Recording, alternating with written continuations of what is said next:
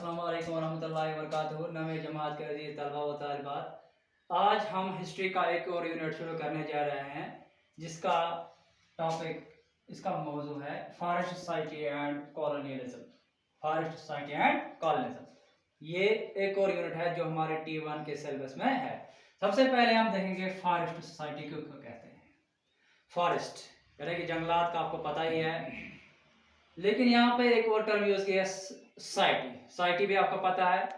तो ये वो समाज है जो हम दूसरे अल्फाज में ये भी कह सकते हैं, वो लोग जो जंगलों के नजदीक रहते हैं या वो लोग जो अपना रोजी रोटी और बाकी जो उनकी जरूरियात है वो इन जंगलों से पूरा करते हैं। यानी कि जो जंगलों की चीजें हैं वो इसको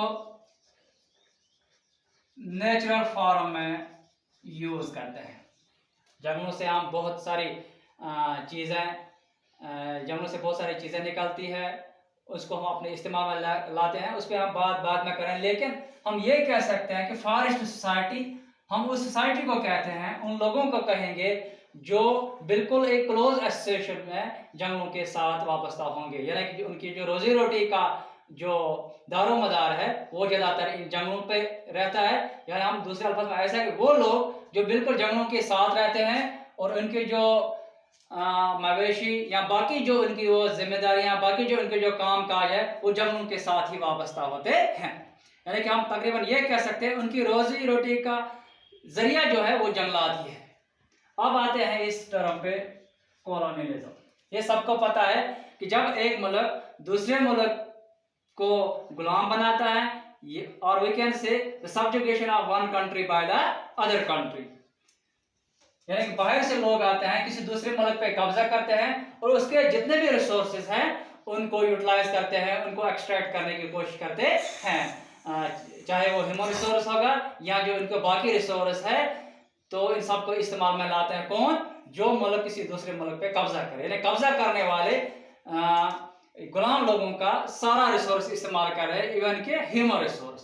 तो ये जो दो टर्म हैं इनका यहाँ पे वाबस्ता पड़ता है, इसीलिए इनको यहाँ पे इस यूनिट को यही नाम दिया गया, forest society and colonialism. Basically जब किसी मुल्क ने दूसरे मुल्क पे कब्जा किया, वहां की जो ये सोसाइटी थी इस पे भी इसका असर पड़ा। वहां की जो ये सोसाइटी थी इस पे भी इसी का असर पड़ा, इसीलिए इस टर्म को इस टर्म के साथ रिलेट किया गया है।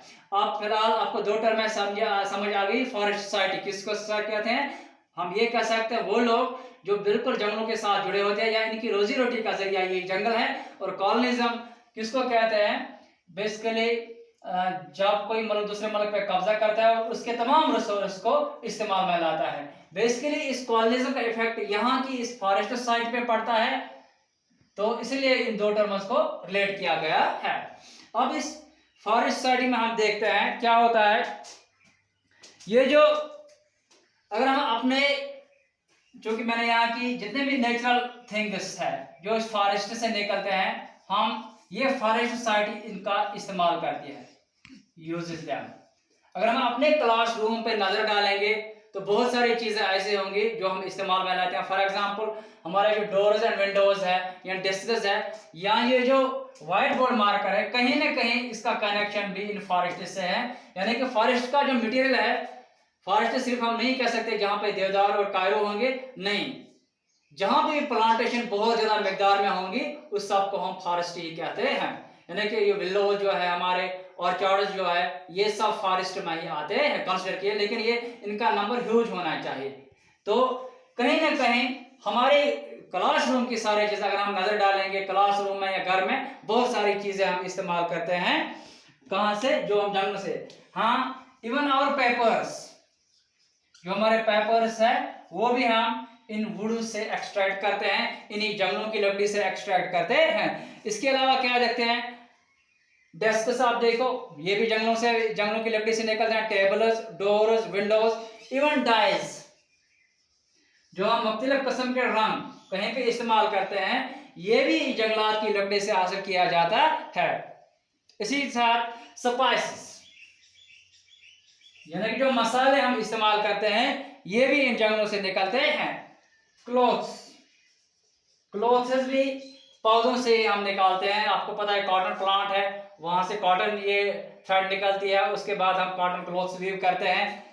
इसी के साथ गाउनी है, हानी है, बहुत सारे मेडिसिन है, यानी कि जंगलों से बहुत सारी चीजें हम निकालते हैं और जिसको हम ये फॉरेस्ट सोसाइटी वाले डायरेक्टली यूज करते हैं और बाकी जो लोग हैं वो भी इस्तेमाल करते हैं, लेकिन वो रिफाइनड फॉर्म में इनडायरेक्टली इसको इस्तेमाल करते हैं। यानी कि अगर हम देखेंगे जो ये जो विलेज लाइफ है या फॉरेस्ट के आसपास रहने वाले लोग हैं, इनका जो टोटल सर्वाइवल है वो इसी फॉरेस्ट पे डिपेंडेंट है। टोटल सर्वाइवल किस पे है? फॉरेस्ट पे।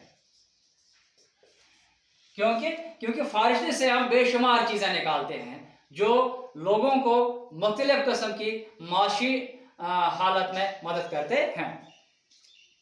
और हम दूसरी तरफ देखेंगे जो एनिमल्स रहते हैं फॉरेस्ट में, हम उनका भी इस्तेमाल करते हैं, यानी कि उनकी जो लेदर है, उनकी जो हाइड्स है,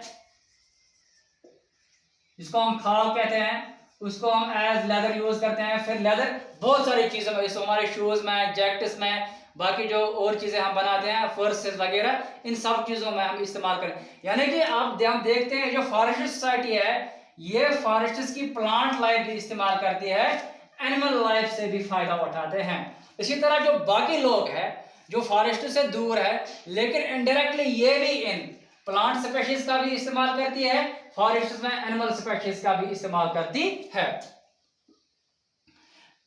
अगर हम बात करेंगे, कहा जाता है कि इन फॉरेस्ट में बहुत सारे स्पेशीज यानी बहुत सारे किस्म के पौधे या ये जानवर पाए जाते हैं। कहा जाता है अगर हम सिर्फ अमेज़न फॉरेस्ट की बात करेंगे जो अफ्रीका में पाए जाते हैं, लेटिन अमेरिका में ये पाए जाते हैं अमेज़न फॉरेस्ट, और यहां हम अपने हिंदुस्तान में वेस्टर्न घाट्स की बात करेंगे। वेस्टर्न घाट्स आप सब जानते हैं, ये पेनिनसुलर प्लेटो का वेस्टर्न साइड है। वहां पे ये ऊपर से मुंबई से नीचे कहां तक, तमिलनाडु तक जो ये जो पहाड़ी सिलसिला है उसको हम वेस्टर्न घाट्स के नाम से जानते हैं, जो एक वाटर डिवाइड के तौर पर भी इस्तेमाल। रिसेंटली हम ड्रेनेज पढ़ रहे थे तो वहां पे हमने पढ़ा कि ये western Ghats as a water divide भी एक्ट करता है। कहा जाता है तकरीबन 500 different species, 500 different species in one forest patch, यानी कि अगर हम जंगल का एक टुकड़ा देखेंगे वहां तकरीबन 500 के आसपास मुख्तलिफ किस्म के पौधे या जानवर हम पाते हैं सिर्फ जंगल के एक टुकड़े में।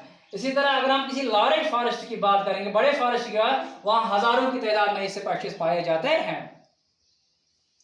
और कहा जाता है ये जो डाइवर्सिटी इन लाइफ है, डाइवर्सिटी इन लाइफ जंगलात में, इन forest both plant and animal life, कहा जाता है कि माना जाता है ये बहुत जल्द यानी वक्त के साथ बड़ी तेजी के साथ डिसअपीयर, गायब हो जा रही है। It is disappearing very fast, it is disappearing very fast, ये बहुत जल्द गायब हो जा रही है। वजह की इसकी क्या है? कहा जाता है कि 1700 से लेकर 1995 तक जो पीरियड है उसको हम पीरियड ऑफ इंडस्ट्रियलाइजेशन के नाम से जानते हैं। किससे नाम से जानते हैं? पीरियड ऑफ इंडस्ट्रियलाइजेशन के नाम से जानते हैं। इस पीरियड के दौरान क्या हुआ? कहा जाता है तकरीबन 13.9 million square 30.9 million square kilometers of forests, or we can say 9.3% of world's total forest area was cleared for industrial use, या कल्टीवेशन के लिए या पास्चर्स के लिए एंड फ्यूल वुड के लिए। यानी कि इस दौरान जो 17 से से लेकर 1995 का पीरियड था, जिसको हम पीरियड ऑफ इंडस्ट्रियलाइजेशन के नाम से जानते हैं। इस दौरान क्या हुआ, तकरीबन 13.9 मिलियन हेक्टेयर, अगर हम दुनिया के फॉरेस्ट की बात करें, दुनिया के जंगलात की बात करें, तकरीबन 13.9 मिलियन यानी कि तकरीबन 14 मिलियन किलोमीटर ऑफ फॉरेस्ट, या दुनिया का 9 यानी कि 10% हिस्सा, तकरीबन 10% हिस्सा जो जंगलात था वो क्लियर किया गया, उसको काटा गया, यानी कि डिफॉरेस्टेशन की गई। किस पर्पस के लिए, कहीं पे इंडस्ट्रीज सेटअप की गई, कहीं पे जंगल ये एग्रीकल्चर पर्पस के लिए इस्तेमाल किया गया, कहीं पास्चर्स के लिए इस्तेमाल किया, या कहीं पे जंगल काटे गए फ्यूल वेड के लिए, जलाने के लकड़ी के लिए। इससे क्या हुआ, ये जो डाइवर्सिटी ऑफ लाइफ है ये जल्दी ही खत्म हो रही थी, यानी कि इनका जो नेचुरल इकोसिस्टम था, इसका जो नेचुरल एनवायरनमेंट था वो डिस्टर्ब होने लगा, और ये जो लाइफ इसके चाहे प्लांट लाइफ थी या एनिमल लाइफ थी, ये डिसअपियर होने लगी, ये गायब होने लगी।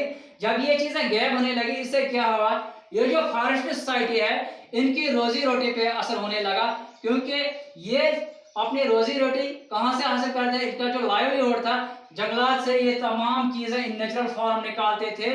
तो लेकिन जब ये चीजें, इन चीजों पे असर पड़ा, ये जो प्लांट एनिमल लाइफ डिस्टर्ब हो गई, तो इसका असर डायरेक्टली किससे पड़ा, इस फॉरेस्ट सोसाइटी पे पड़ा। और ये फॉरेस्ट, ये काम तकरीबन कब हुआ, जब किसी, इस दौरान जिस मुल्क ने किसी दूसरे मुल्क पे कब्जा किया था, उन्होंने कोशिश की कि ज्यादा से ज्यादा गुलाम मुल्क के जो रिसोर्सेज है उनको एक्सट्रैक्ट किया जाए, और इसका डायरेक्टली असर इस समाज में पड़ा जिसको हम फॉरेस्ट सोसाइटी के नाम से जानते हैं। इसलिए ये जो टू टर्म्स है इनको यहाँ रिलेट किया गया, फॉरेस्ट सोसाइटी एंड कॉलोनिज्म। तो इसीलिए हम ये कहते हैं जब डाइवर्सिटी एंड लाइफ, ये जो प्लांट एंड एनिमल स्पीशीज थी ये डिस्टर्ब हो गई, ये खत्म होने लगी, तो इनसे क्या हुआ, जो इन लोगों की रोजी रोटी थी उस पर डायरेक्टली असर हुआ, तो इनको, इनकी रोजी रोटी को खतरा पहुंचा।